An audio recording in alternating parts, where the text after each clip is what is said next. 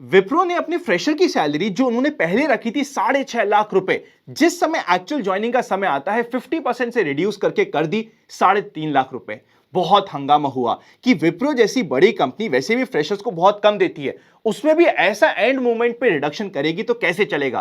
Plus अगर विप्रो अपने इतने छोटे से कमिटमेंट जिसकी costing any which ways company के लेवल पे बहुत कम होने वाली है उसको पूरा नहीं कर पा रही तो बाकी कमिटमेंट को कैसे पूरा करेगी। बड़ा हंगामा हो गया।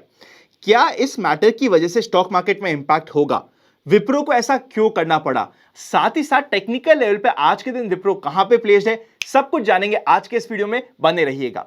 सबसे पहले यह समझते हैं कि विप्रो को ऐसा क्यों करना पड़ा। देखिए, अगर विप्रो की ग्रोथ की बात करी जाए तो क्वार्टर 4 में एक्सपेक्टेड है कि ग्रोथ नहीं डी ग्रोथ होगी। 0.6% से लेकर -1% की डी ग्रोथ होने वाली है विप्रो के रिजल्ट्स में। मतलब विप्रो ऑलरेडी अच्छा परफॉर्म नहीं कर रहा है। सेकेंड, अगर मार्जिन की बात करें तो विप्रो के मार्जिन ऑलरेडी बाकी कॉम्पिटिटर से कम थे और अभी तो काफी रिड्यूस होकर 16.3% पे चले गए। इसी की जगह अगर हम टीसीएस की बात करें तो 24.5% पे है, इन्फोसिस के 21.5% पे है। मतलब इनके मार्जिन ऑलरेडी कम है। अब मार्जिन को बढ़ाने के लिए बहुत सिंपल सा तरीका होता है कि कॉस्ट को रिड्यूस किया जाए।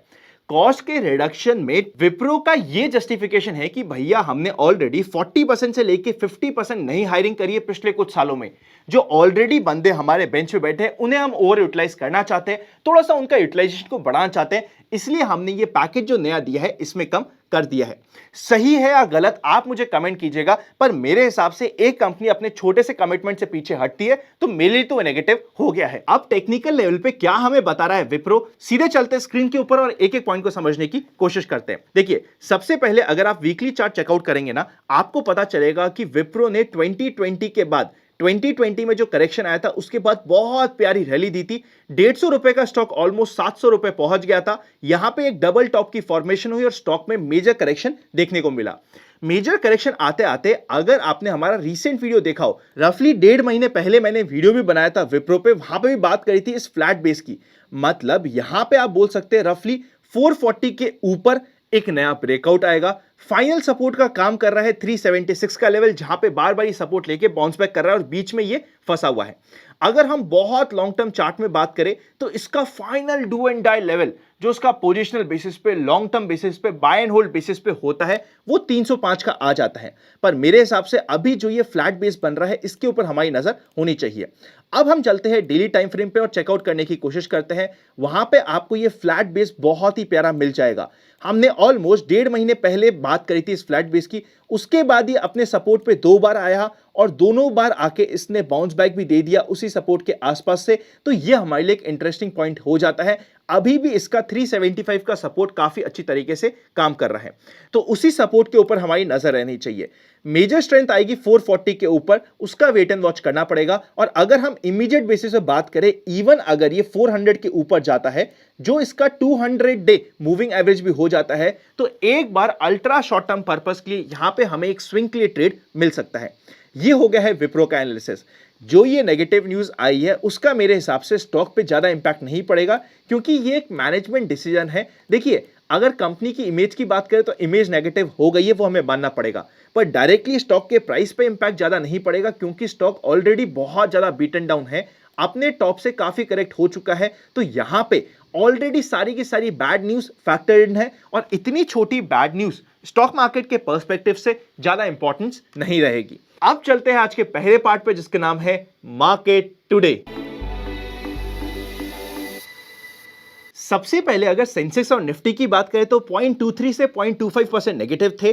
बैंक निफ्टी न्यूट्रल था, मिड कैप इंडेक्स 0.15% नेगेटिव था। ओवरऑल मार्केट न्यूट्रल सा रहा। आपको देख के लग सकता है कि मार्केट में आज के दिन कुछ नहीं हुआ, पर अगर आप मार्केट में बने थे, देख रहे थे, तो मार्केट में हुआ बहुत ही ज्यादा वॉलेटाइल मूवमेंट। 854 स्टॉक एडवांस हुए, जिसके अगेंस्ट में 1156 स्टॉक्स डिक्लाइन हुए। ओके था advance line ratio. PSU bank metals ने बहुत अच्छा बाउंस बैक दिया। रियलिटी मीडिया आज के दिन कमजोर रहे। बैंकिंग के ऊपर नजर रहेगी आने वाले समय में। बैंकिंग हो गया, रिलायंस हो गया, बजाज ट्विंस हो गए, इनके ऊपर स्पेशल नजर आपकी रहनी चाहिए। अगर हम विक्स की बात करें तो 15 पे कंफर्टेबल है। निफ्टी के मूवमेंट की बात करें तो ओपन हुआ था काफी नीचे, ओपन हुआ था 17,574 पे और ओपन होते ही पहले आधे घंटे में बहुत मचाई हाय तौबा, नीचे चले गया 50 के आसपास, वहीं से बाउंस बैक आया, बाउंस बैक सस्टेन हुआ, थोड़ा सा जिगजैग मूवमेंट आया, क्लोजिंग होते होते हल्का सा करेक्ट होकर क्लोजिंग दे चुका था। यहां पे आज के दिन स्पेशली पहले 1 घंटे में बहुत बड़ा वोलेटाइल मूवमेंट देखने को मिला। ऐसा मूवमेंट एक्सपायरी पे यूजुअली एक्सपेक्टेड होता है, जहां पे अगर आपने कॉल या पुट पे ज्यादा कुछ करने की कोशिश करी तो आपका स्टॉप लॉस हिट हुआ होगा, इसके होते हैं मैक्सिमम चांसेस। अगर हम यूएस फ्यूचर्स की बात करें तो स्लाइटली पॉजिटिव है, अच्छा है मार्केट के लिए। चलते हैं नेक्स्ट सेक्शन पे जिसका नाम है एक्सपेक्टेशंस फ्रॉम टुमारोज मार्केट। पर अगर उससे पहले आपने 26 ऑफ फेब की जो हमारी कैप्सूल क्लास होने वाली है उसको ज्वाइन नहीं किया है तो लास्ट 20 सीट्स आपके लिए है, आप चाहे तो उसे ज्वाइन कर सकते हैं। सीट्स ऑलरेडी फुलफिल हो गई है पर आपके आ रहे थे काफी सारे कॉल, इसीलिए फाइनल 20 सीट्स वहां पे अलॉट हो जाएगी। चलते हैं नेक्स्ट सेक्शन पे। बिकॉज आज के दिन एक्सपायरी हुई है, पुट कॉल रेशियो इंपॉर्टेंट नहीं है, जनरल मार्केट ट्रेंड अभी भी न्यूट्रल में है। अब चेकआउट कर लेते हैं एफआईएस और डीआईएस का डेटा। यहां पे आप देख सकते हैं डीआईएस ने 22 ऑफ फेब को 371 करोड़ की परचेज करी थी और एफआईएस ने 580 करोड़ के आसपास की सेल करी थी। इतना मेजर फिगर नहीं है नेट में, वेट करना पड़ेगा। आई थिंक आने वाले 3 से 4 दिनों में, स्पेशली नेक्स्ट वीक में, यहां पे आपको वॉल्यूम्स मिलने के चांसेस हो जाते हैं। सबसे पहले एक क्वेश्चन ये आ रहा है कि अभी जनरल मार्केट ट्रेंड न्यूट्रल में कैसे है। देखिए न्यूट्रल में इसलिए, न्यूट्रल का मतलब यह नहीं होता कि मार्केट नई रैली के लिए रेडी हो गया है, पर यह होता है कि मार्केट कोशिश कर रहा है। अप ट्रेंड में नहीं आए तब तक मार्केट नई रैली के लिए रेडी नहीं होता है। मार्केट ने यहां पे एक सपोजिट बॉटम बनाया था, 2.5 दिन के अंदर अंदर हमें एक स्ट्रॉन्ग डे दिया था, फॉलो थ्रू स्ट्रॉन्ग डे अभी भी मिसिंग है, इसलिए अभी जनरल मार्केट ट्रेंड न्यूट्रल में चल रहा है। अब यहां पे इंपॉर्टेंट यह होगा कि जब तक ये लेवल नहीं टूटता है तब तक मार्केट न्यूट्रल में रहेगा, तो इस लेवल की रिस्पेक्ट करनी पड़ेगी, तब तक हमें मार्केट को न्यूट्रल ट्रेंड में रखना पड़ेगा। आई होप आप समझ चुके हैं कि जनरल मार्केट ट्रेंड न्यूट्रल में क्यों चल रहा है। अब सीधा 15 मिनट में चेकआउट कर लेते हैं कि निफ्टी ने क्या मूवमेंट दिया है और क्या यहां पे दिख रहा है। देखिए अगर आपको याद हो तो हमने बहुत सिंपल सी बात करी थी, आज के दिन पे लॉन्ग तभी होगा, कल का वीडियो अगर आपने चेकआउट किया हो ना, बहुत सिंपल सी बात करी थी, 17,650 के ऊपर ही आज के दिन कोई लॉन्ग मिलेगा, जो मिला ही नहीं। शॉर्ट मिले तो विद इन 100 पॉइंट काट लेना और इंट्राडे में क्लोज करना इंपॉर्टेंट होगा, वैसा ही कुछ हुआ। अब कल के लिए ना बहुत प्यारी ट्रेड है जो हमें सामने सामने दिख रही है, स्पेशली लॉन्ग साइड पे। अगर मार्केट कभी भी 17,620 को क्रॉस करता है तो एटलीस्ट 17,770 तक का लेवल्स यहां पे ओपन हो जाते हैं और 17,850 का इमीडिएट टारगेट यहां पे हो सकता है। स्टॉप लॉस हो जाएगा आज के दिन का लो, जो रफली आप कह सकते हो 17,450 का, मतलब रफली 101 पॉइंट के आसपास का स्टॉप लॉस, और इवन 150 से 200 पॉइंट का टारगेट यहां पे हमें मिल सकता है। अगर हमें सेफ चलना है तो स्टॉप लॉस हम 40 पॉइंट का रख सकते हैं, टारगेट्स हमने ऑलरेडी डिस्कस कर ली है, तो ये हमारे लिए एक बहुत प्यारी ट्रेड हो जाती है। अगर शॉर्ट की बात करी जाए तो शॉर्ट अभी भी सिर्फ इंट्राडे के लिए ही किया जा सकता है, और वो भी तब जब यहां पे मार्केट हमें 17,450 के लेवल को अंडरकट करे और प्राइस के साथ कंफर्मेशन दे किसी कैंडल के साथ, तभी यहां पे कोई शॉर्ट का कैंडिडेट बन पाएगा। लॉन्ग अगर बात करी जाए तो इमीडिएटली अगर 40,200 को ये कट कर रही है बैंक निफ्टी, तो इमीडिएटली हमारे पास एटलीस्ट 400 से 500 पॉइंट की लॉन्ग की ट्रेड इनिशिएट हो जाती है। शॉर्ट का लेवल अगेन 39,600 है फाइनल सपोर्ट बैंक निफ्टी के लिए। इस लेवल के आसपास शॉर्ट तभी किया जा सकता है जब ये अंडरकट हो, वरना अननेसेसरी शॉर्ट में काफी बैकफायर भी चीजें हो सकती है। इस चीज का हमें ध्यान रखना पड़ेगा, ये इसका फाइनल सपोर्ट की रेंज है। अब अगर इंपॉर्टेंट स्टॉक्स की बात करें तो सबसे पहले इंपॉर्टेंट स्टॉक हो जाता है HAL।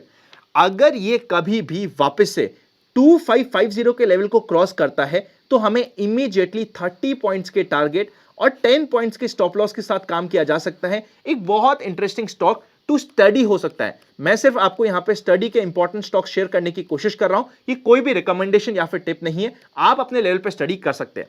नेक्स्ट इंपॉर्टेंट स्टॉक हो जाता है रिलायंस। जिस तरीके की कैंडल बनाई है, अगर इस कैंडल का हाई जो आप रफली बोल सकते हैं 2400 का लेवल कटता है तो एटलीस्ट हमें 2450 तक की रेंज यहां पे ओपन हो जाती है, जिसको हम स्टडी कर सकते हैं। और अगर अंडरकट की बात करें और नेगेटिव ट्रेड की बात करें तो एक बार हमें यहां पे वेट एंड वॉच करना पड़ेगा।